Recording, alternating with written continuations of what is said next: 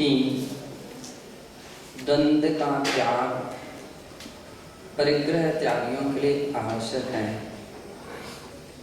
जब तक परिग्रह रहता है तब तक व्यक्ति के अंदर में द्वंद्व भाव हुआ करते हैं और परिग्रह के त्याग में निर्द्वंद्वता यानी निर्विकल्प साधनाएं संभव होती हैं। इस विषय में कहते उत्तम से भगवती आराधना ग्रंथे, भगवती आराधना ग्रंथ की गाथा नंबर 266 में कहा है, जावंती के संगा उदीर्या तिराग दोषाणं देवज्जन्तो चिणदिनो रागं दोषं चिणे संगो।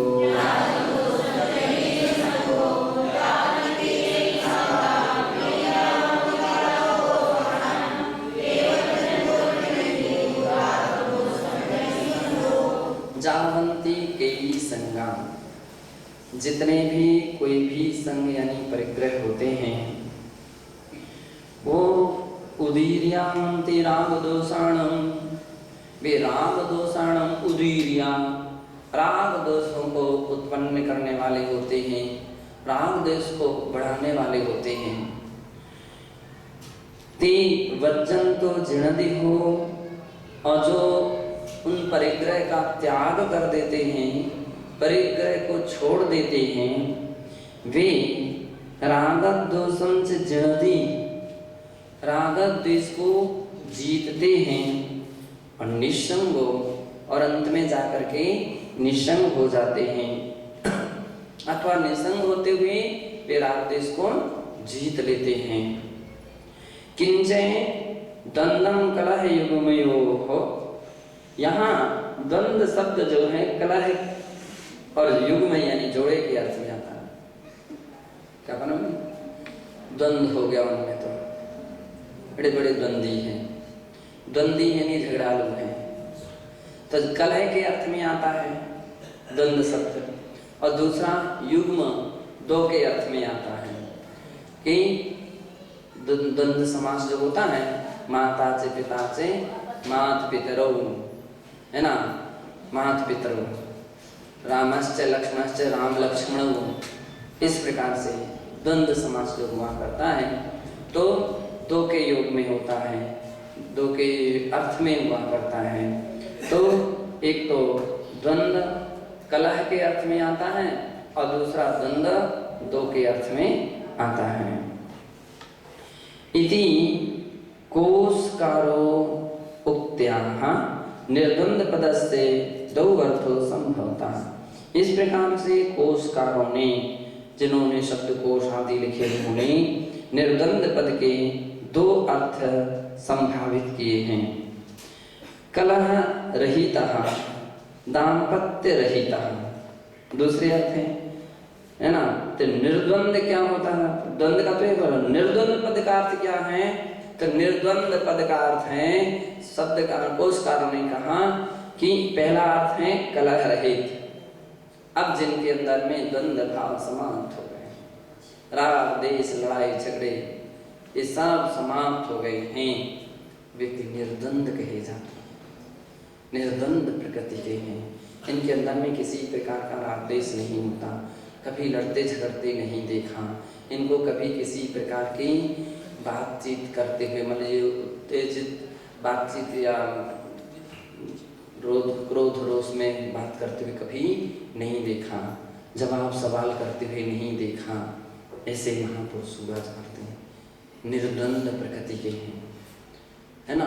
तो निर्द्वंद इस अर्थ में आता कि जो कलह रहित हैं, जिनके अंदर कभी झगड़े झंझट नहीं होते, हर परिस्थितियों को एडजस्ट कर लेते हैं, एग्जर्व कर लेते हैं, ऐसा होते हैं ना, एग्जर्व समाविष्ट है, ऐसा कर लेते हैं, ओ निर्द्वंद कहलाते हैं।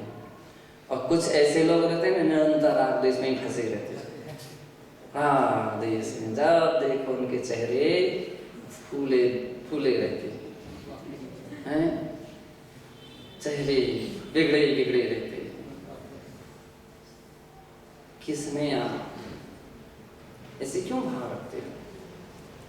फ्रेश होना चाहिए, कर्तव्यनिष्ठ होना चाहिए, आध्यात्मिक साधना में भी और अपनी कर्तव्यिक साधना में भी। उस सभी हर व्यक्ति अपनी उन्नति उत्थान चाहते हैं। कुछ लोग ये सोचते दूसरे उन्नति उत्थान ना कर पाए, किसी का नाम आ जाए तो बड़े उनको बड़ी खराबी लगती है। तो ऐसा नहीं होना चाहिए। सब हर कला में हर व्यक्ति निष्णात हो, अपन भी हो और दूसरे भी। जब ऐसे विचार आते हैं तो उसके अंदर द्वंद्व भाव समाप्त हो जाता है, उसके अंदर में बड़ा प्रेम भाव उत्पन्न होता है, वात्सल्य भाव उत्पन्न होता है। ऐसी भावना होना चाहिए कि नहीं, जैसे हम अपनी उन्नति चाहते हैं, संसार का हर व्यक्ति ऐसी उन्नति चाहता है, सबकी उन्नति हो, सबका उत्थान हो, सबका कल्याण हो। ऐसी उदार भावनाएं जिन व्यक्तियों के अंदर में होती हैं, निर्द्वंद्व व्यक्ति कहलाते हैं। किसी प्रकार का राग देश झगड़ा, कभी कुछ 19-20 किसी हो जाए, धक्का लग जाए, कोई शब्द का सामंजस्य अच्छा ना रहे, किसी की व्यवहारिकता अच्छा ना रहे, फिर भी वो क्या कर देते हैं, एडजस्ट कर लेते हैं गंभीरता के साथ। कैसी गंभीरता के साथ उसको एडजस्ट कर लेते हैं, कोई दिक्कत नहीं। भाई मान लीजिए, कल्पना करो कि किसी से लग गई, धक्का लग गया, अब तो लग गया है, अब उसके लिए तो जो हो गया तो हो गया, अब उसको तो कुछ नहीं कर सकते। क्यों हम व्यर्थ में आंखें दिखाएं, क्यों हम व्यर्थ में उसके लिए 4 बातें सुनाएं? तो ये जो अपन बढ़ा देते हैं समस्याएं, यहाँ से बड़ समस्याएं बढ़ जाती हैं। अब उस बात को यही समाप्त कर दो, हो गया बस, अब ठीक है, अधिक से अधिक इतना ही आगे के लिए ध्यान रखिए, ये कह दो। और वो भी कह देते जरूर हम आगे से ध्यान रखें। ये जितने इंटेलिजेंट व्यक्ति होते हैं, और अपने यहाँ कहा जाता है जितने उच्च वर्ग के साधक हुआ करते हैं, उनके अंदर में एक ऐसी विशेषता रहती है कि वे अपनी व्यवहारिकता से, अपनी सहिष्णु भाव से, अपनी सौहार्द भावना के द्वारा दूसरे को टैकल कर देते हैं और तुरंत उन पर असर पड़ जाता है। जरूर साधु ये तो ठीक है, गृहस्थों में भी ऐसा है, गृहस्थों में भी ऐसा देखा जाता है, स्कूलों में भी ऐसा देखा जाता है कि जो बड़े लड़के रहते हैं वास्तविकता में कभी कभी बहुत अच्छे मर्यादा देते हैं, सम्मान देते हैं, प्रोत्साहन देते हैं, एडजस्टिंग कर लेते, देखते जाते। और कभी जब ज़्यादा हो जाते हैं, सुनो ऐसी गलती नहीं करना, तो छोटे बच्चे रहते, हाँ ठीक है ना, भाई साहब ने समझाया मुझे, भाई साहब ने समझाया, भाई साहब ने कहा तो ऐसी गलती नहीं करनी। हम स्कूल में देखते थे, जितने भी स्कूल में बच्चे लोग आते थे तो बड़े लड़के लोग बहुत अधिक कंट्रोल कर लेते थे। हमको कभी कभी ऐसा लगता है कि अपन लोगों में भी वास्तविकता में मतलब वरिष्ठताएं जो आना चाहिए, बड़कपन जो आना चाहिए, दिखना चाहिए कि इनके अंदर में वरिष्ठता आ गई है, इनके अंदर बड़कपन आ गया है, इनके अंदर में कुछ समझदारी आई है, इनके अंदर में कुछ योग्यताएं आई हैं, तो वो कम समझ में आती है। हम लोगों की जो भी स्थिति रहती है, हम लोग जो स्कूलों में दिखते थे, वो क्या होता था कि बड़े लोग कंट्रोल करते थे, प्रेरित करते थे, प्रोत्साहन करते थे, कभी किसी को, कभी किसी को, कभी किसी को, कोई ना कोई, लेकिन ये भी पक्का था, रोज रोज नहीं टोकते थे। तो मतलब ऐसा प्रभाव असर पड़ता था, जैसे अब जूनियर और सीनियर की स्थिति तो रहती है, तो जो जितने पुराने होंगे अब वो कम से कम उनका प्रभाव उन दूसरे लोग कंट्रोल करने लगते थे, उन दूसरे कंट्रोल कर लेते थे, और इतने तरीके से कंट्रोल करते थे कि वो काम अच्छा बन जाता था। लेकिन कभी कभी बीच वाले भी ऐसे हो जाते थे, वे ज़्यादा ही दिखाने लगते थे। सो उसके लिए बड़े लोग, छोटे लड़के तो भाई साहब वो लड़का देखो हमको ऐसा बोल रहा है, तो वो भी उनको भी कंट्रोल कर देते थे कि हमें ऐसा नहीं कहना चाहिए, ऐसा नहीं बोलना चाहिए, देखो है ना। और छोटे बच्चे तो बच्चे, गाँव के लोग तो ऐसे आते थे, ऊधम भी कर लेंगे, लड़ लेंगे, झगड़ देंगे, मारपीट कर देंगे, रोने भी लग जाएंगे लोग। फिर सब कुछ कर देंगे, तो अंत में जा करके तो फिर मान लीजिए कंट्रोल करने वाले ऐसे कंट्रोल। तो अभी हम कौन सी आज एक श्लोक पढ़ रहे थे, मैंने कौन सा इनका विधाम्बर सागर जी महाराज एक सुबह एक जो भी श्रावकाचार संग्रह लाए थे उसमें बहुत अच्छी एक बात लिखी थी।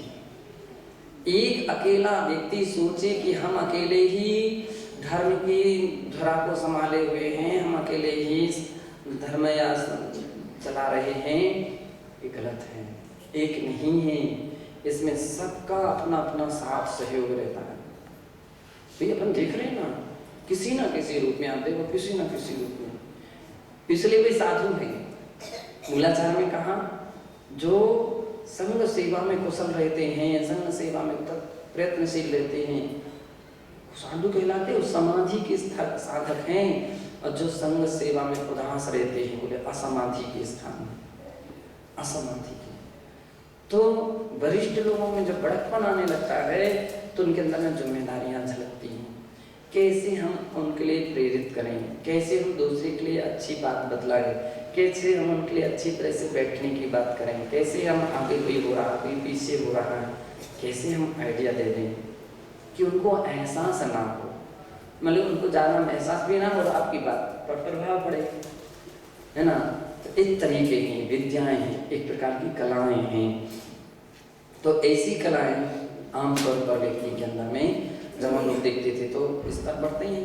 आज भी आप देख लीजिए संघों में जो भी वरिष्ठ संघ या फिर प्रभावक संघ जो हुआ करते हैं, प्रभावक संघ का दायित्व ऐसे रहता है, वो एक दूसरे के लिए ऐसा प्रेरित करते हैं, एक दूसरे को कैसे संभालते हैं। आप हमेशा ध्यान रखना, आचार्य श्री के यहाँ भी दायित्व काम बटे हुए हैं, उनके यहाँ बटते हैं। कोई काम योग सागर जी संभाल, कोई दूसरे सागर जी संभालते, कोई तीसरे सागर जी संभालते, कोई चौथे सागर जी संभालते हैं, है ना। कुछ काम ऐसे रहते हैं, कोई मणिबाई संभालते हैं, कोई पंडित जी संभालते, कोई किसी प्रकार के। अगर ऐसा ना हो तो वास्तविक काम है, कोई कुछ काम हो ही नहीं सकता है, सब काम बढ़ते हैं। लेकिन इतने प्रेम से अब मणिबाई वगैरह कभी आती थी, आप देखो शांति से आकर के बैठ जाएंगी, नमस्ते करेंगे और इंतजार ही कर लेंगे। हम आप स्वाध्याय कर लो, कर लीजिए, हम इंतजार ही करते हैं। आप लिख रहे हो लिख लीजिए, हम 2 मिनट बैठे जाते हैं और फिर धीरे से वो संकेत दे करके चलेंगे, महाराज श्री इतनी सी मेरी प्रार्थना है, और इतना कह करके चलेंगे, बस बस बस, और इतनी कह करके वो चली जाएंगी, है ना। 2 माता 2 दीदी आएंगी, 3 दीदी आएंगी, और धीरे से ज़्यादा होगी ना तो धीरे से उनको साइड में कर देंगे और अपनी बात कह देंगे। तो झलकता है, आत्मीयता झलकती है। इसमें क्या झलकता है? आत्मीयता झलकती है ना। कोई भी काम सामान यहाँ वहाँ पड़ा हुआ हो, फिर कमंडल, कोई सामग्री, कोई वृद्ध हैं, कोई अस्वस्थ हैं, कोई, तो एक दूसरे के लिए प्रेरित करते हैं, है ना। तब वो लोग तो नहीं कर सकते, कुछ नहीं कर सकते, लेकिन देखो वो महाराज के यहाँ स्वास्थ्य ठीक नहीं है और वो अस्वस्थ हैं, लेटे हुए हैं। अब आमतौर पर तो पक्का है बैरागी साधुजन तो एकदम आसन में नहीं लेटते, कभी नहीं देखा जाएगा। लेकिन अगर कहीं ऐसे प्रसंग आ गए तो परख लेते हैं और उसकी ध्यान रखना। पिघल सकती दुनिया, पिघल सकती, पिघलाने वाला चाहिए। संघ में भी हम लोग देखते थे ऐसा भाई चित्राबाई, आचार्य श्री वगैरह सभी इन बातों पर ध्यान रखते थे, है ना। विद्याशर्मा जी भी स्वयं ध्यान रखते थे। आमतौर पर नहीं जाएंगे, लेकिन जब कोई ज़्यादा ही कोई प्रसंग आ जाए और महाराज को एहसास हो जाए कि जाना आवश्यक है तो फिर वो जरूर जाएंगे। धर्म सागर जी महाराज को हम लोगों ने देखा कि आमतौर पर मलिका संघ है, अब तो छोटे मोटा तो समस्या रोज ही चलती रहेगी।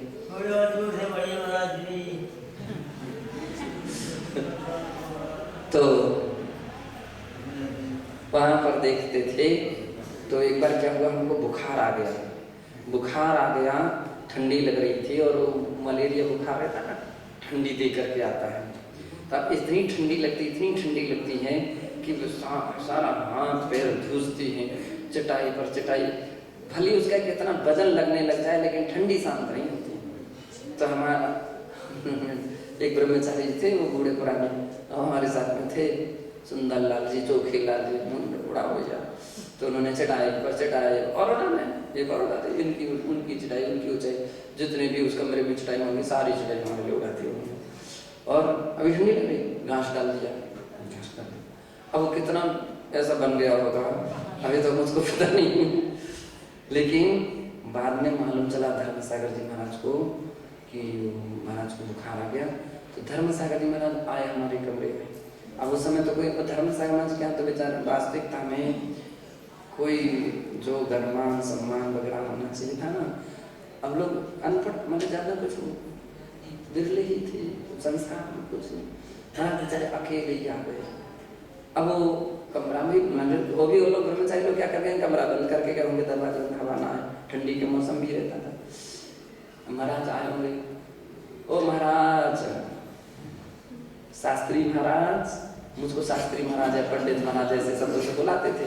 ओ पंडित महाराज कहाँ है? उन्होंने उसको बुलाया। अब हमारे लिए सुनाई भी नहीं पड़ रहा था, मतलब इतना सब तो पे थे। तो फिर बाद में किसी प्रकार से आइडिया लगा, अब हम धड़ाधड़ उठे, महाराज आकर के फिर बैठे, बात करें। तो कहने का तात्पर्य है कि धर्म व्यक्ति के अंदर से जब उत्पन्न होता है तो उसकी परिणतियां एक अलग से ही हुआ करती हैं, अलग से परिणतियां होती हैं। अपने अंदर में एक ऐसी अवधारणा आना चाहिए। देखिए हर जगह अपन गृहस्थिक लोगों में भी देखें, हमदर्दी किस्म के लोग होते हैं। हमदर्दी किस्म के क्या रहते हैं कि किसी के लिए कोई बीमार पड़ जाता है, किसी के लिए कोई चोट हो गई, कोई एक्सीडेंट हो गया, कुछ लग गई। अब कोई लग गई ना, उसके पास अब कोई पूछने से कोई रोक तकलीफ कम नहीं होती, लेकिन भावना में तड़ता रहता है। बड़े सम्मान के साथ जाएंगे और बात करेंगे कि आप ठीक हैं क्या, फिर सांत्वना दिला के आएंगे कि कर्म का उदय है, अपन को तो समता से सहन करना है।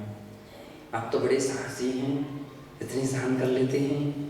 कुछ ना कुछ उनको मन बहला करके प्रोत्साहन दे करके आ जाते हैं। तो हमको ये लगता है कि अपनी धार्मिकताएं खाली बाहर बाहर ही सब कुछ ना रहे, धार्मिकता अपने अंदर में आना चाहिए। प्राचीन काल में भी कोई हमेशा कोई आंख बंद करके ध्यान नहीं करते रहते थे महाराज लोग। ध्यान का भी तो एक समय रहता था, लेकिन जब समूह रहते थे, इतने बड़े बड़े संघ रहते थे, तो निश्चित है कितनी सारी जिम्मेदारी रहती होंगी, कितनी सारी व्यवस्थाएं रहती होंगी, कितने सारे काम रहते होंगे।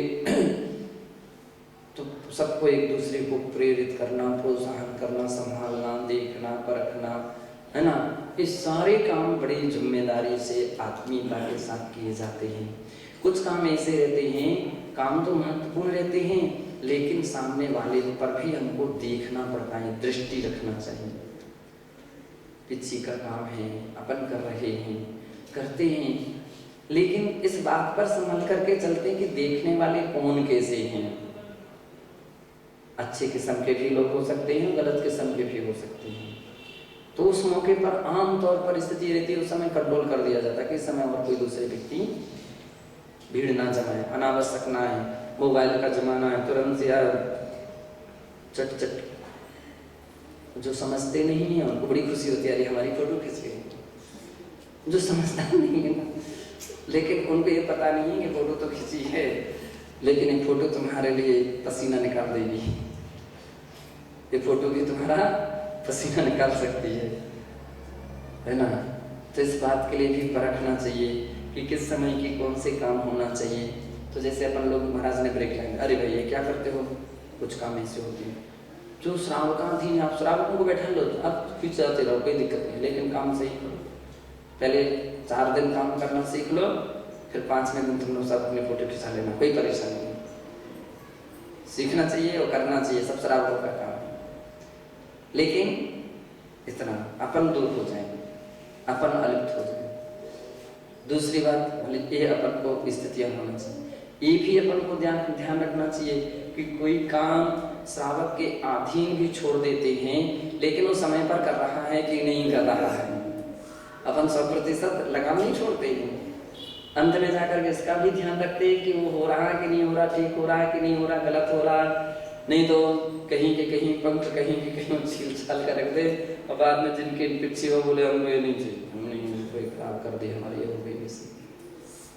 इन बातों को भी ध्यान रखना चाहिए कि दृष्टि रखे रहो, काम सही हो रहा तो कोई दिक्कत नहीं है, सही नहीं होगा तो कंट्रोल करो, समय पर हो रहा है कि नहीं हो रहा है, कहीं नहीं तो आपकी डेट से परिवर्तन की और निकल जाओ फिर भी तुम्हारी पिछी ना बन पाए। तो इन सारी की सारी बातों को कैसे कैसे ध्यान में रखा जाता है। तो जैसे जैसे व्यक्ति के अंदर में क्या होते हैं, परिग्रह, राग और द्वेष, लौकिकताओं के राग द्वेष ये समाप्त होते तो उसके अंदर चिंतन विचारशीलताएं उत्पन्न होती हैं और उसके अंदर में विशेषताएं आती हैं। तो आचार्य महाराज कह रहे हैं कि कलह नहीं होती, कलह प्रिय वे होते हैं जिनके अंदर छोटी सोच, छोटा ज्ञान, थोड़ा विचार, थोड़ा अध्ययन, अहंकार अधिक, राग द्वेष, ईर्ष्याएं, प्रतिद्वंद्विताएं हैं। अब जब विशुद्धि नहीं है तो ये सब स्थान जमा लेते हैं। तो भगवत से पूछो कि आपको शांति है,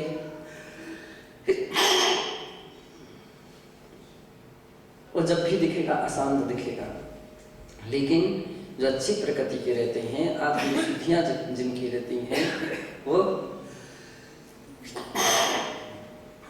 सदैव प्रसन्न चित्त नजर आएंगे, सदैव कार्य दत्त नजर आएंगे, कार्य कुशल होंगे। तो ऐसे व्यक्ति जो होते हैं राग द्वेष से मुक्त होते हैं, कलह रहित होते हैं। कलहस्य क्रोधादि वसात असीदंड असभ्य वचनदभि, है ना, परसंताप जन रूपो भवति। अब कलह किस प्रकार से होता है तो देख लीजिए, कलह के सब लोग परिचित हैं, फिर भी क्रोधादि वसात, क्रोध के आवेग के वश से व्यक्ति असी यानी तलवार, दंड अथवा असभ्य वचनों के द्वारा परसंताप जनन रूपो भवति, व्यक्ति दूसरे के लिए अपशब्द बोलता है, भाषा शैली बिगड़ती है, फिर डंडा उठाता है, फिर तलवार उठाता है, एक दूसरे के लिए मारने के लिए प्रेरित कर देता है। कलह के तरीके, कलह के रूप हैं, इस प्रकार की ओर बढ़ती हुई भूमिका हुआ करती है। तो ये कलह क्यों हो रहा है? अधिकांश का कलह होता है इन सब राग द्वेष के निमित्त से। स्वभाव भाव निग्रहेण कलह वाद विवाद विरोधी भावात्मका प्रवृत्ति स्तुतो विलीयते। स्वभाव के निग्रह करने से, और दोनों प्रकार के भाव निग्रह कर दीजिए तो कलह, वाद, विवाद, विरोध इत्यादि भावात्मक जो प्रवृत्ति है वो स्वतः ही समाप्त हो जाते हैं। कलह की सामग्री ना रहे, अग्नि ईंधन ना रहे, अग्नि अपने आप समाप्त हो जाती है। कलह वाद विवादेषु प्रवृत्ति श्रवणस्य विघाति नेविति लिंग प्रभते विशदीकृतं पश्यामः। कलह वाद विवाद आदि की प्रवृत्ति श्रवणों के विघातक है, ऐसा लिंग प्राभित में कहा है। श्रवणत्वपने का भी विनष्ट कर देती हैं, ऐसे लिंग पहाड़ की 6वीं, 10वीं और 13वीं गाथा में विशेष रूप से कहा है। वहां कहा है कलहम वादम जुवा नित्यं बहुमाण गव्यो लिंगो वत्सदे नरयं पावो करमाणो लिंगरूपिणी।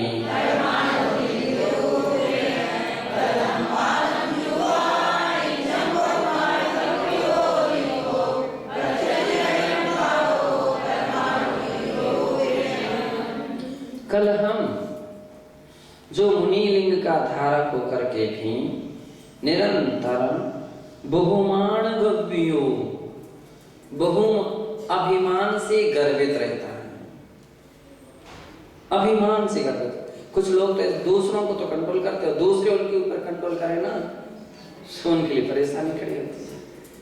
दूसरों पर भी हावी रहते हैं, ऐसा नहीं हो सकता, ये नहीं, वो नहीं, फलाना। और जब कोई उनके ऊपर कोई कंट्रोल करे तो बड़ी परेशानी होती है। अभी परेशानी क्यों हो रही है? अभिमान के कारण। अब सोचो, जैसा हम दूसरों को कंट्रोल करते हैं उसको भी तो ऐसा ही लगता होगा ना जैसा तुमको लग रहा है, उसको भी ऐसा लगता है। लेकिन फिर भी सुधरने के लिए, अच्छे अपने कल्याण के लिए तो तुम्हारी बात मानता है, तो तुमको भी चाहिए अपने कल्याण के लिए, अपनी सुधार के लिए उसकी भी बात, दूसरे की बात को भी स्वीकार कीजिए। कह रहे हैं कि अत्यधिक अभिमान से गर्वित होता हुआ प्राणी कलह करता है, झगड़ा करता है, वादम प्रत्युत्तर, जवाब सवाल करता है। कौन जवाब सवाल करता है? ध्यान रखो, अभिमानी व्यक्ति जवाब सवाल करता है, जिसका जितना अभिमान और उसका उतनी ही विवाद, उतने ही संवाद। अब संवाद तो नहीं, विवाद कहेंगे उसको, गुड़गुड़ाएंगे आगे पीछे, और उस डायरेक्ट सामने तो कह नहीं पा रहे, सामने वाले से बोल नहीं पा रहे हैं, तभी आगे पीछे। आप देख लीजिए, व्यक्ति को कभी परखिए कि व्यक्ति की आगे पीछे की भूमिका कैसी रहती है। तो अभिमान है ना, इसका परिणाम ऐसा है कि वो व्यक्ति आगे पीछे गुनगुनाता है, हमने सुनते नहीं, हमने समझते नहीं, हमने कैसे कर दिया था, हमको डांट दिया, हमको सबके कर दिया, हमने क्या बिगाड़ा था, हमने क्या कहा था, वैसे उनकी बातों पर विश्वास कर लिया। अब उसकी शुरू हो जाएगा। सोच लो किन किन की प्रकृतियां जिनकी हैं, वो औषधि जरूर लेकर के जाएं।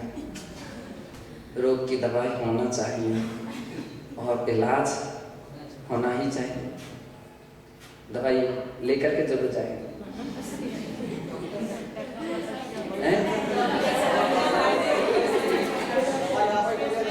अब ये तो दवाई दे ही सकते हैं, शरीर की तो नहीं, लेकिन आत्मा की तो दवा दे ही सकते हैं। सही है ना? तो कलह, वाद, जुआ। अब मतलब साधु जन जुआ खेलते हैं क्या? साधु जन कभी जुआ नहीं खेलते हैं, लेकिन जुआ का तात्पर्य यहाँ जुआ जैसे और भी आमोद प्रमोद विनोद के जो भी कोई कार्य हो सकते हैं, और भी हो सकते हैं। क्या होते हैं वो? मोबाइल में गेम हाँ, सब खेल, यानी खेल, उसमें सब हार जीत ही रहती है।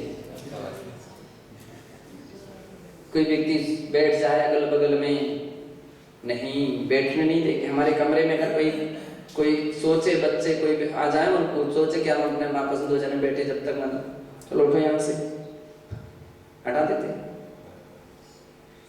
यहाँ ये नहीं हो सकता है, यहाँ ये काम नहीं चल सकते हैं। आज तो तुम गेम खेल रहे हो, कल पता नहीं गेंद खेलने लग जाओ, किसी के ऊपर लगेगी, ये नहीं चल सकता यहाँ तो बस एक काम करो, तुम्हें पास समय है, एक माला लो, फिर अधिक से अधिक पुस्तक है सो पढ़ो। ये नहीं तो कल के दिन आपको भी लपेट में ले लेंगे, जैसे कि तैसे मिल गए ना, मिल जाते कभी कभी। वैसे एक सार की प्रकृति वाले व्यक्ति, तो तुम तो उनको अपने हिसाब से प्रभावित नहीं कर सके, तो वे तुम्हारे लिए अपने हिसाब से प्रभावित कर ले। देखो ना, ये क्या नाम से खेलते हैं, इतने राउंड बन गए, क्या बोल रहे हो, चौका लगा दिया, हाँ रन बना दिए। अब वो उसी में लोग रुचि लेने लगते हैं, लोग रुचि लेते हैं, उसमें बड़ा आनंद लगाने लगते हैं। यही एक प्रकार का साधु के मार्ग में जुआ जैसा काम हो गया। क्यों समय का दुरुपयोग कर रहे हो भैया? इतने समय तुम भी तो एक माला फेर लेते, कुछ भी एक गाथा याद कर लेते। ऐसे लोगों के लिए चांस नहीं देना चाहिए। ऐसा कोई अगल बगल में पास में बैठ करके ऐसे कुछ काम करे नहीं। उनको बोलो कि तुम्हारे कारण से हमारी बदनामी होगी, तुमको पसंद है क्या? और यदि पसंद है तो अपना चलो दूसरा रास्ता अपनाओ। यहाँ ये नहीं हो सकता है। ये अपने हिसाब से टैकल कीजिए, इस हिसाब से परिवर्तित कीजिए, इस हिसाब से बदलाव लाइए कि उनके अंदर में ऐसे भाव उत्पन्न होने लग जाएं कि हाँ हम भी जाप करें, हम भी कुछ करेंगे। हम लोग जब परभणी में थे चुल्लक अवस्था में और मुनि अवस्था में जब हम लोग सागड़ में थे तो कितने सारे बच्चों को हम लोग जाप करने के लिए बैठाते थे। कितने 150, 200 बच्चे, हम लोग तो अपने ही स्थान पर रहते थे, नीचे बैठा लेते हैं, आप लोग दो जापे करके आओ, एक माला पेट करके कोई पाठ करके आओ। जिन सत मुनि सेवा संघ की स्थापना की थी तो उसमें कितने 150 तो बच्चियाँ थी, 50-60 बच्चे थे, 200 लोग रोज उनकी सामयिक होती थी। तो अब आपकी संगति में आकर के उनको कुछ ना कुछ आनंद आना चाहिए, कुछ ना कुछ उनकी उन्नति होना चाहिए, अच्छा उनको पर प्रभाव पड़ना चाहिए, उनके अंदर में कोई ना कोई संस्कार अच्छे आना चाहिए। जो संस्कार अच्छे संस्कार अन्य जगह नहीं मिल सकते वो आपके यहाँ से उनके ऊपर जाना चाहिए, तब तो समझ लीजिए आपका संगति अच्छी रही। और वही संस्कार अगर तुम्हारे ऊपर कहीं उन्होंने असर डाल दिया तब तो सब गलत है। तो जुआ, नित्यम, बहुमान इत्यादि प्रकार से जो नित्यम वज्जति निर्यम पावो कर्माणो लिंग रूपिणे, मुनि वेश में ऐसा कुकृत्य करते हैं। कौन सा कृत्य है? सुकृत्य की कुकृत्य है? सुकृत्य कुकृत्य, खराब काम, गलत काम है, ये भी अच्छा काम नहीं। हम क्या करें, आज भी आप खेलते तब क्या कर सकते हैं, वे ही तो खेल रहे, हम थोड़ी खेल रहे, हमको क्या लेना देना उनसे, तुमको लेना देना तो नहीं, लेकिन इतना तो ब्रेक लगाओ कि यहाँ तो इसकी परछाई भी नहीं आना चाहिए, इतना तो हम कंट्रोल कर सकते। यहाँ ये नहीं होगा, यहाँ अनावश्यक कोई गेम और कोई इस प्रकार से और भी कोई भी कितने प्रकार के काम हैं वे नहीं हो सकते हैं। ऐसे जिनके प्रयत्नों प्रयास रहते हैं वे साधक कहलाते हैं। नहीं रहते हैं तो क्या शब्द दे रहे हैं आचार्य महाराज, सुन लो। निर्यम पाओ कर्माणो लिंग रूपिणे, ऐसा लिंग धारण करके, मुनि व्रत को धारण करके कुकृत्य करता हुआ, इसलिए वो पापी है। पापी कौन है? कैसा है? पापिष्ट, पापी। कितने कठोर शब्द हो गए हैं। कोई अपन को कह रहा है पापी, अपन को बड़ा खराब लगता है, लेकिन वो पापी है। और कैसा? निरय पाओ, निर्यम गाम, नरमगामी है वो। ऐसे कार्य करके इससे कोई धर्म होगा क्या? लड़ाई झगड़े करने से कोई धर्म होगा क्या? राग द्वेष करने वाले के लिए धर्म होगा क्या? अभिमान करने वालों का कोई कल्याण होगा क्या? नहीं होगा। ये तो सब पाप के कारण हैं, दुर्गति को ले जाने वाले हैं। इसलिए आचार्य महाराज का ऐसा उसका लक्षण है। और चोराणे मिच्छवाणया सत्यविवादं सत्यविवेकं मेहिं जन्तेन दिव्यमाणो गच्छति लिंगी नरैवासम्।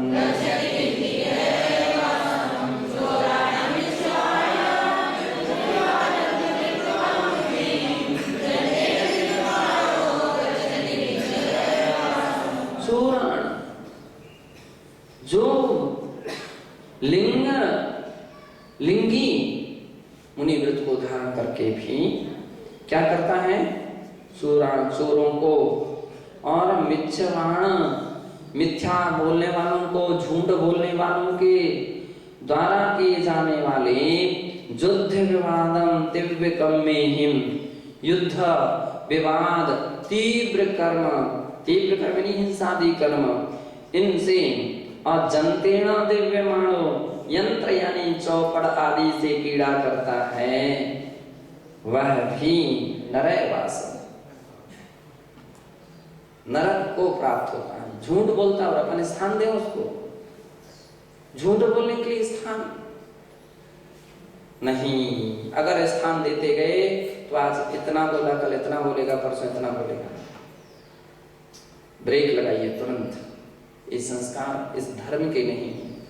धर्म, झूठ बोलना धर्म नहीं है, पाप है, उस पर कंट्रोल होना चाहिए। इसी प्रकार से चोरी करना धर्म नहीं है, विवाह पाप है और दुर्गति का कारण है।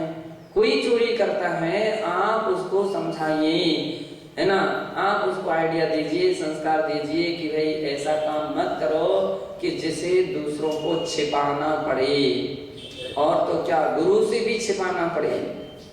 महाराज से नहीं कहना। कुछ लोग ऐसे रहते हैं। कौन सी क्या शिक्षा दे रहे हो आप? कौन से धर्म के संस्कार दे रहे हो? ये धर्म के संस्कार महाराज से नहीं कहना, महाराज को नहीं बतलाना। ये तो इसका मतलब है तुम झूठ बोलने के संस्कार दे रहे हो, तुम चोरी करने के तरीके सिखा रहे हो। हैं? अब तुम्हें धर्मात्मा कहा जाए कि नहीं कहा जाए? धर्मात्मा के लक्षण हैं क्या? है नहीं है, ये पाप के लक्षण हैं, दुरात्मा के लक्षण हैं। कभी ऐसा काम ही नहीं करो कि जिससे हमको ऐसा कहना पड़े कि महाराज से नहीं कहना, उनको नहीं बतलाना। अरे भैया बिल्कुल गलत है। ऐसा काम मत करो कि जिसको छिपाना पड़े, जिसके विषय में झूठ बोलना पड़े, छिप करके करना पड़े, चोरी छिपे मन जैसे काम करने पड़े। लोगों की कितनी गलत आदतें, कितने गलत संस्कार हैं। और कभी कभी इस प्रकार के संस्कार, कोई दूसरा आ जाए तो बात समाप्त, दूसरा आ जाए तो बात पलट जाए, दूसरा आ जाए तो तुम वहां व्यक्ति को, इसका मतलब था कि आप एक चोरी कर रहे थे, आप कहीं चोरी के काम कर रहे थे, कहीं चोरी की बात कर रहे थे। ये सब क्यों अंतर आ गया है? गृहस्थों में तो फिर भी कथनचित मान भी लिया जाए, लेकिन धर्म के मार्ग पर तो बिल्कुल कदापि उचित नहीं है। अब कोई अपन लोगों को दिखता है तो अपन को कंट्रोल करना चाहिए। साधु नहीं करेंगे तो और कौन करेगा? सही सा मार्गदर्शन साधु नहीं देंगे तो कौन देगा? धर्मात्मा ही तो देंगे। तो अच्छे संस्कार देना चाहिए। तो आचार्य महाराज कह रहे इस प्रकार के जुद्ध विवादम दिव्य कम में जनतीर्ण दिव्य माव इत्यादि करता है वो लिंगी, वो साधु नरकवास को प्राप्त होता है। अब उस समय तो बहुत अच्छा लगता है, लेकिन उसका परिणाम आप तो देखो ना, ये भी तो देखो, भविष्य किसका बिगड़ रहा हो? दूसरे का तो बिगड़ रहा, सब बिगड़ेगा, तुम्हारा भी तो बिगड़ रहा है। नरकवास की प्राप्ति होती है। धावति पिंड निमित्तम कलहं काउन भुंजते पिंडम अवरुवरुई संतो जन्मग्गी न होई सो समनो।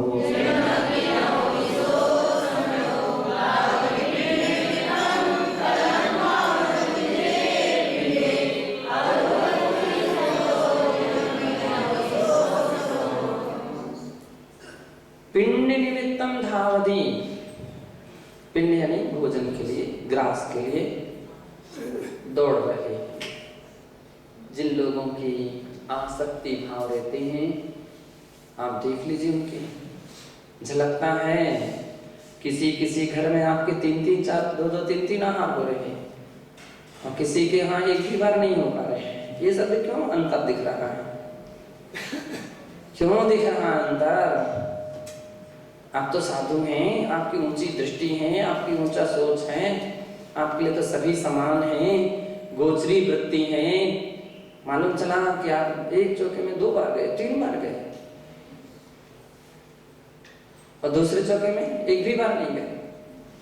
ये अंतर क्यों आ गया?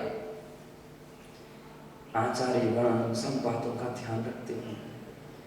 हमारे संघ में पद्धतियां थी कि व्यक्ति ये बतलाता था आज हमारा हार कहाँ हो और क्या क्या लिया। ये तो पुराने संघों की परंपरा थी। आज आप नहीं बतला पाते हैं, आप नहीं सुन पाते हैं, लेकिन पता तो लगा लेते हैं, आइडिया तो रहता है। जानकारी तो रहती है किसके कहाँ कितने बार हो रहे हैं, क्यों हो रहे हैं। अच्छा, वो आपकी सेवा करने आते हैं इसलिए आप 2 बार गए हैं, इसलिए 3 बार गए हैं, तो कहीं ना कहीं आपकी राग भावनाएं तो आश्चर्य करते हैं। वो वहां पर कोई दूसरा पहुंच जाए, आप देख लीजिए उसकी भी स्थिति, आंखें भारी होती हैं और ये कहां से आ गए, ये कहां से आ गए। महाराज भी, हमारे आचार्य महाराज भी बहुत कुशल थे। वो कभी कभी समझ लेते थे कि व्यक्ति अवश्य ही उनके यहाँ जाएगा, तो कोई दूसरे उनके पीछे लगा देते थे है ना। अब जब उनके पीछे जाना तो उनको बड़ी परेशानी होती थी चलो अब चलो चलो अब रहने दो, बस नमक पड़ेगा इसे, क्योंकि महाराज की आज्ञा है तो जाती थी वहां पर। अब जाते थे तो परिणाम ये निकला कि जो हंसी खुशी होना उनको चाहिए थी वो उस रूप में नहीं रह पाती थी। तो पिंड निमित्तम धावदी, पिंड के लिए दौड़ता है, कहाँ और गठो मिले है लचका। अरे ये मत देखो, केवल ये देखो, वो भी श्रावक है, वो भी श्रावक है। केवल शुद्धि देखो, पवित्रता देखो और सभी में संभावना देखो। अगर ऐसे ऊंचे भाव साधकों के अंदर में आ जाएं तो उसको कभी नीचा नहीं देखना पड़ता है।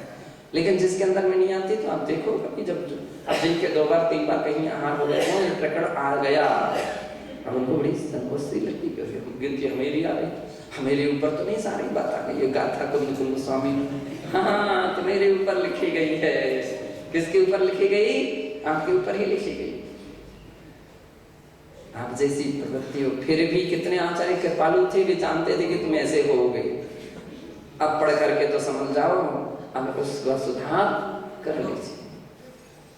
तो जो पिंड निमित्तम धावती, ग्रास के लिए, भोजन के लिए दौड़ते हैं। कलहम कावण भुंज दे पिंडम, कलह करके झगड़ा करके, अरे और कर करके कितने लोग कुछ ऐसे रहते, कितने उनका कला झगड़े करके भी एक दूसरे के ऊपर ऐसी आंखें देख देख करके, अब जिसकी जिससे नहीं सेट होती या नहीं बनती है उनकी तो परेशानी है ना। तो कला कामण भुंज दी पिंडम, कला करके झगड़ा करके पिंडम भुंज दी यानी आहार ग्रहण करते हैं। और रही संतो, उसके निमित्त दूसरे से ईर्षा करता है। जिणमग्गी न होई सो समण, ओ सो समण वह श्रवण, जिणमग्गी न होई वो जिन मार्गी नहीं, ऐसा जानना चाहिए। जिन मार्गी यानी मोक्ष मार्गी नहीं है। कभी भी करता है, आहार के समय तो परीक्षा हो रही ना, उसमें अब आहार करते जा रहे, लेकिन ये से कहां से आ गए और ये आए और हमारे सब बाधक हो गए, ये हमारे भक्त आ रहे थे, वे हमारी सामग्री लेकर के आ रहे थे और अभी आ गए, सब इनके कारण से कुछ नहीं ले पा रहे। समस्या कहाँ होती है परखो भाई, आहार के समय झगड़ा कहाँ होता है। तो जिसके लिए कोई हो सकता है कि कोई सामग्री अलग से जा रही हो और कोई दूसरा ऐसा पहुंच गया कि जो बिल्कुल महाराज से बात कहेगा आपकी, तो शिकायत पहुंचाएगा, वो शिकायत पहुंचाएगा। ऐसे व्यक्ति की दृष्टि में यदि वो आ गया तो बड़ी परेशानी होती है। कलह क्रोध में धारणा भाव हो जाती, कहां से जैसे शिकायत हो जाएगी तो हमारा सब बंद हो जाएगा, परेशानी हो रही है ना। तो इसलिए ऐसे व्यक्ति जिन मार्गी नहीं है, मोक्ष मार्गी नहीं है। भैया आहार की इतनी कीमत मत करो, मोक्ष मार्ग की कीमत करो। मोक्ष मार्ग के लिए हमने दीक्षा ली है, आहार के लिए नहीं ली है, और तुमने इतनी सब कुछ त्याग तपस्या करके तुमने आहार में सब कुछ खो दिया, मोक्ष मार्ग को भी खो रहे हो। इसकी कीमत करने वाले व्यक्ति के अंदर में बदलाव आता है। राग देश भावी ने विवाद प्रवृत्ति तथैव विवादे ने राग देश उत्पत्तिरपि भवति इति उभयो परस्परो परस्पर पोषकत्वं शास्त्रकारे स्वीकृतम। राग द्वेष भाव से विवाद की प्रवृत्ति होती है, उसी प्रकार से विवाद से राग द्वेष की उत्पत्ति होती है। ये दोनों बातें परस्पर एक दूसरे के पोषक हैं। कथन करने के दो तरीके, राग द्वेष हुआ तभी तो विवाद हुआ, विवाद हुआ ना तभी तो राग द्वेष शुरू हो गया है। इसलिए ऐसे दोनों बातें एक जैसी हैं ऐसा जानना चाहिए, और उसका तात्पर्य है कि हमको राग द्वेष से बचना चाहिए, कलह से बचना चाहिए, आपसी राग क्रोध से विवादों से बचने का प्रयास करना चाहिए, उत्तम पवित्र भावना भावना चाहिए, यही यहाँ का तात्पर्य। अतः ब्राह्मणिक स्वाध्याय निष्ठापन क्रियायां पूर्वाचार्यानुक्रमेण सकल कर्मक्षयार्थं भाव पूजा वंदना स्तव समेतं श्री शुद्ध भक्ति कार्य